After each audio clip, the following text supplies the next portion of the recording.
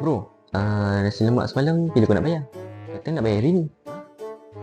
Aku tak lupa lah bro. Nanti aku bayar kau dengan kasih sayang Mana boleh?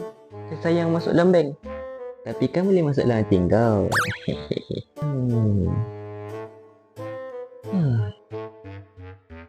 Bro, 50 aku mana?